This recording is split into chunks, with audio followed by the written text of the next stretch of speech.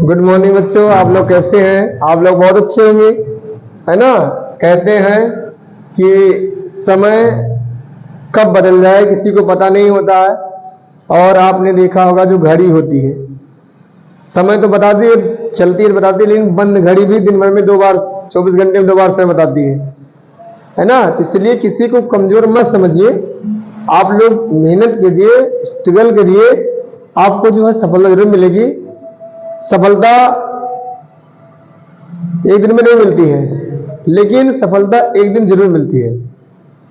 सफलता एक दिन में नहीं मिलती है, लेकिन अगर आप प्रयास करते रहो सफलता एक दिन जरूर मिलेगी, इतना ध्यान रखिएगा आप। तो आप पेपर से पहले मेहनत कर लीजिए, आपको सफलता मिलना तय है। आप जो चाहोगे वो मिल जाएगा, क्योंकि इंसान जो सोचता है, जैसा सोचता है वो बन जाता है, ठीक है ना। तो आइए हम लोग क्या करते हैं, तत्व के बारे में बात करें। तत्व एलिमेंट तत्व। तो बेटा तत्व क्या है, इनके भौतिक और रासायनिक गुणों में कोई परिवर्तन ना हो, नॉट चेंज केमिकल और फिजिकल, इज कॉल्ड एलिमेंट। जिनके भौतिक रासायनिक गुणों में कोई परिवर्तन ना हो उसे क्या बोलते हैं, तत्व बोलते हैं। Hydrogen, lithium, sodium, potassium, rubidium सभी क्या होते हैं, तत्व होते हैं। आज के जमाने में सारे बच्चे जो होते हैं वो यौगिक देखते हैं, बड़ा सा रिएक्शन लिखा हो समझ नहीं पाते। तो सबसे पहले आप तत्व को पढ़िए। तत्व क्या है बेटा, hydrogen, lithium, sodium, potassium, rubidium, calcium, ये सभी तत्व। आज तक 118 तत्व खोज हुई है, जिसमें से 92 तत्व नेचुरल है और 26 तत्व क्या है, आर्टिफिशियल है। अब क्या है, 92 तत्व जो प्राकृतिक है, नेचुरल है, और 26 क्या है, आर्टिफिशियल है। अब हम लोग क्या, प्राकृतिक का मतलब क्या होता है, नदी, तालाब, झरने, प्राकृतिक पाते हैं, और 26 तत्व जो है मानव के द्वारा निर्मित किया गया है, इसे क्या बोलते हैं, कृत्रिम, अर्थात आर्टिफिशियल। तो बच्चों अब तत्व इसी होते हैं। तत्व के बाद क्या, यौगिक होता है, यौगिक कंपाउंड बोलते हैं। जैसे क्या होता है, तत्वों से मिलकर क्या बनता है, यौगिक बनता है। तत्व हाइड्रोजन प्लस ऑक्सीजन मिलाकर क्या बन गया, H2O यौगिक बन गया। कार्बन प्लस ऑक्सीजन मिलाकर क्या है, कार्बन डाइऑक्साइड बन गया। हमने क्या किया, तत्वों के सहयोग से यौगिक बनता है और तत्वों के सहयोग से क्या बनता है, यौगिक बनता है। बेटा क्या करते हैं हम लोग, क्या करते हैं, सबसे पहले समीकरण की बात करते हैं। रासायनिक समीकरण अगर कोई दिया गया है, मान लीजिए Mg प्लस O2, फिर यहाँ क्या है 2MgO। अगर इस तरीके से इसको मैग्नीशियम ऑक्सीजन को मिलाएंगे तो मैग्नीशियम ऑक्साइड बन जाएगा, ठीक है ना। लेकिन क्या होता है, बैलेंस करना होता है। क्या होता है, आज हम बैलेंस के बारे में ही सिखाएंगे आप लोगों को।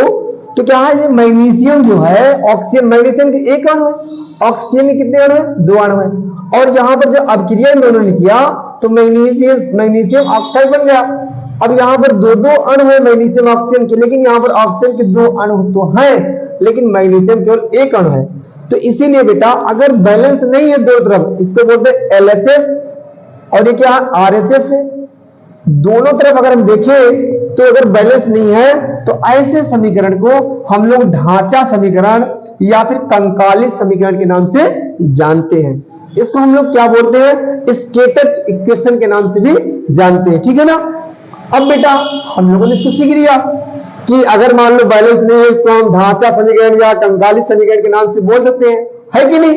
लेकिन क्या है, अगर हम संतुलित समीकरण की बात करें बेटा, है ना, बैलेंस इक्वेशन की बात करें, अगर हमारे पास सोडियम और क्लोरीन मिलाया गया तो क्या NaCl होगा, अर्थात सोडियम और क्लोरीन मिलाएं तो NaCl बन गया, है ना।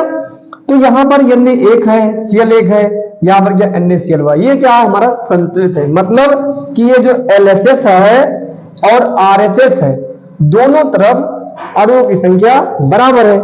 ऐसे Zn प्लस H2SO4 है, ये क्या सल्फ्यूरिक अम्ल, ये क्या जिंक है। इन दोनों ने क्रिया किया तो जिंक सल्फेट बन गया और क्या बन गया, H2 बन गया, अर्थात हाइड्रोजन बन गया, ठीक है ना। तो इसमें अणुओं की संख्या समान है, बराबर है। तो बेटा ये क्या था, संतुलित समीकरण था। लेकिन असंतुलित समीकरण कोई दे रखा है, मान लो इसको संतुलित करना है तो BaOH बेरिलियम हाइड्रोक्साइड है प्लस हाइड्रोजन ब्रोमाइड है, जब क्रिया करेगा तो BaBr2 प्लस H2 देगा, H2O, क्योंकि ये दोनों इससे क्रिया कर लेंगे और ये इससे क्रिया कर लेगा, और जब क्रिया करेगा तो BaBr2 प्लस H2 बन जाएगा।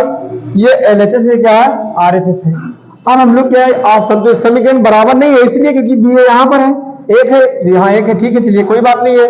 बी आर यहाँ पर एक है, यहाँ पर कितना 2 है। अब देख लीजिए ब्रोमीन ही बैलेंस नहीं है, हाइड्रोजन वाला तत्व है, इसलिए यहाँ ब्रोमीन Br2 है, ये बैलेंस ही नहीं है। तो क्या करेंगे, और यहाँ हाइड्रोजन देखिए 2 है, यहाँ हाइड्रोजन 2 है, चलिए ठीक है। ऑक्सीजन यहाँ 2 तो ऑक्सीजन यहाँ है, तो यहाँ ना ऑक्सीजन बैलेंस है ना ब्रोमीन बैलेंस है। तो क्या करते हैं बेटा ना, एक बात और ध्यान रखिए, बैलेंस करेंगे तो 1-2 तक आगे पीछे हो जाएंगे, ठीक है ना, फिर इसको बैलेंस करेंगे। तो यहां पर हमने क्या किया, संतुलित समीकरण बनाने पर, और इसको संतुलित बनाते हैं तो BA जो हमारे एक था, ठीक कोई बात नहीं, HBr हमारे पास Br2 2 है, तो इसलिए हमने यहाँ 2 लिख दिया, 2 लिख दिया, तो हाइड्रोजन भी 2 हो गया, तो H2H हाइड्रोजन होगा और 2Br भी होगा, और BaBr2 प्लस 2H2O बन गया, ठीक है ना बेटा। ऐसे हम लोग क्या करते हैं, हमारे पास KCN पोटेशियम साइनाइड है और क्या है, सल्फ्यूरिक अम्ल है, इससे क्रिया किया तो K2SO4 बन जाएगा। इसने अब क्रिया इससे कर लिया और इसने अब क्रिया इससे कर लिया, और जैसे क्रिया किया तो पोटेशियम सल्फेट बन गया और क्या, हाइड्रोजन साइनाइड बन गया, ठीक है ना। तो इसका मतलब हमारे बैलेंस क्या था, यहाँ 2 था तो हमने यहाँ 2 लगा दिया, CN यहाँ 2 था, यहाँ 2 लगा दिया, हाइड्रोजन 2 था, इसलिए हमारा बैलेंस हो गया। तो बेटा हम लोगों ने क्या किया, समीकरण को बैलेंस करना सीख लिया, ठीक है ना। तो आप लोग क्या प्रैक्टिस करो, जितना आप रिएक्शन करोगे उतना ही बढ़िया बनेगा, ठीक है ना। Okay, thank you so much बेटा।